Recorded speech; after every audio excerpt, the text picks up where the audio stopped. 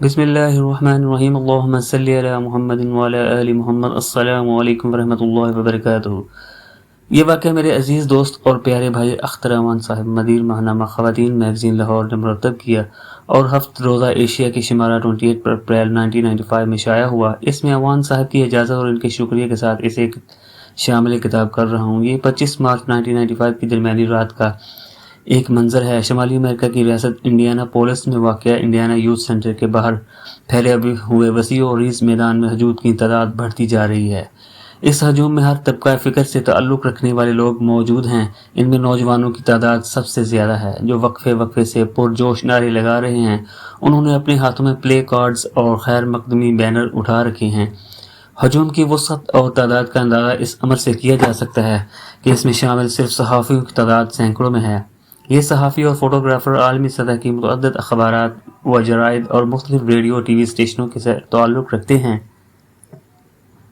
جب سپیدہ سحر نمودار ہو رہا تھا، اچانک ایک مسرت بھری آواز دور تک گونجتی چلی گئی، ملک عبدالعزیز آ رہا ہے۔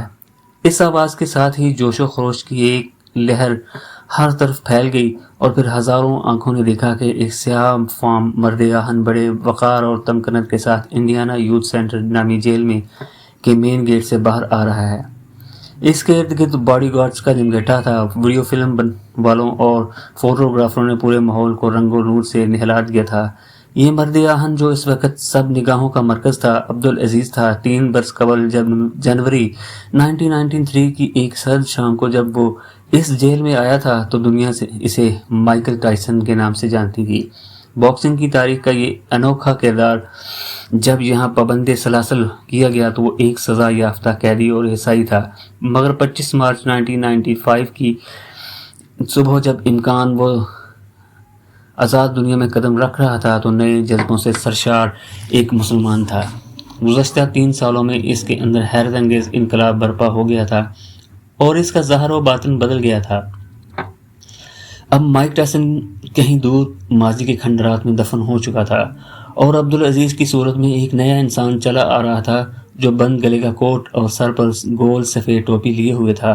2 برس قبل دنیا عظیم چیمپئن کے قبول اسلام کی جو خبر کی تھی وہ حرف بحرف درست تھی۔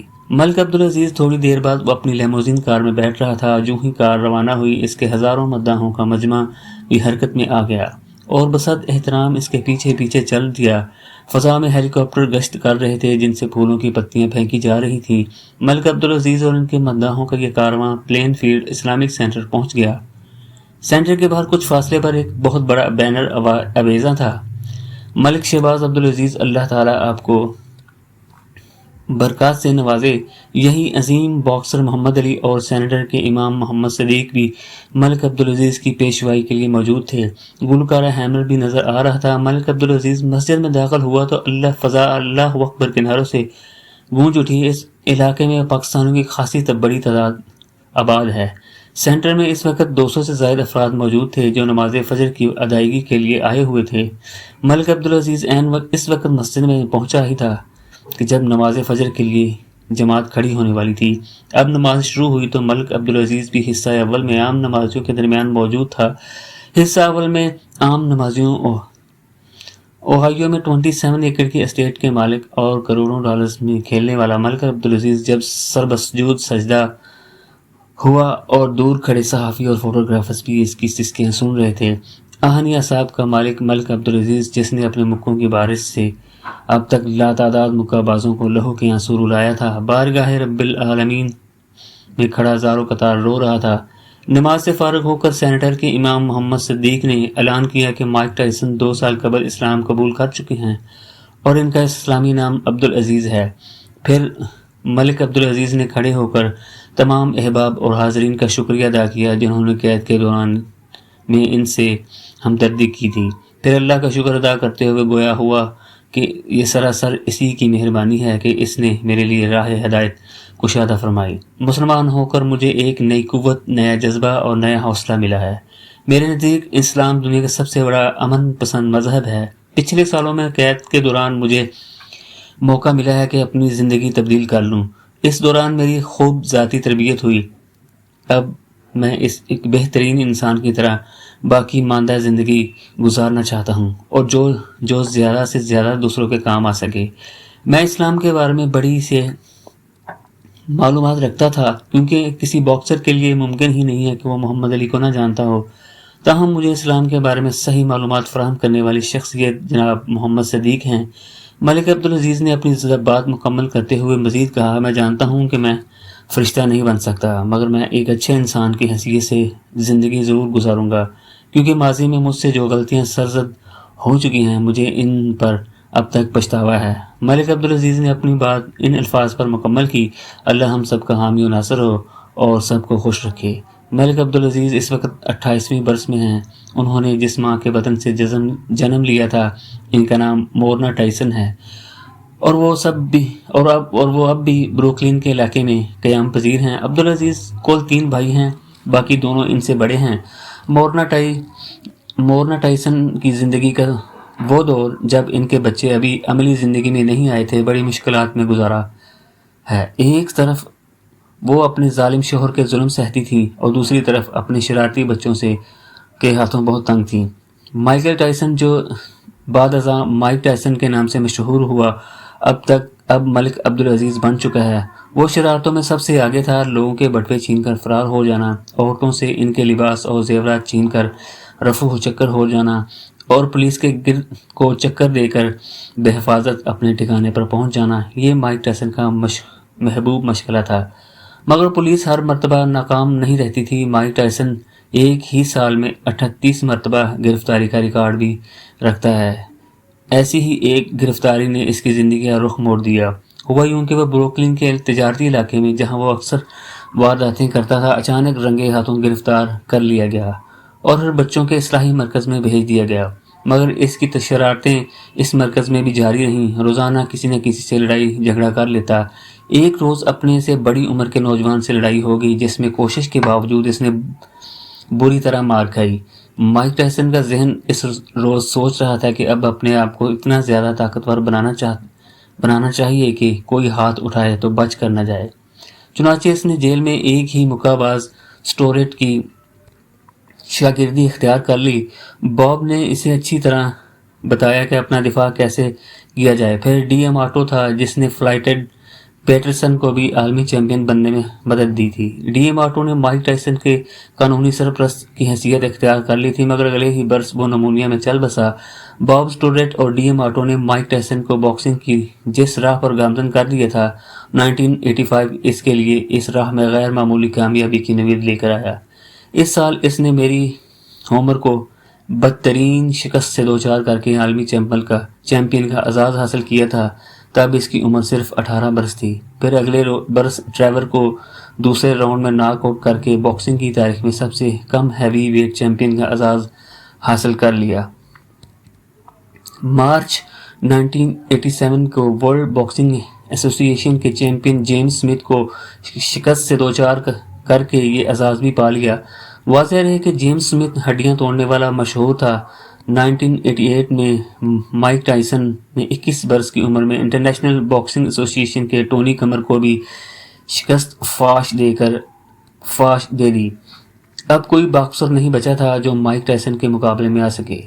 1991 میں آ کر اگرچہ وہ ٹوکیو میں اپنے کیریئر کی پہلی پیشہ ورانہ شکست سے دوچار ہو چکا تھا، تاہم جلد ہی اس نے متعدد کامیابیاں حاصل کر کے اس شکست کا رائج مٹا دیا۔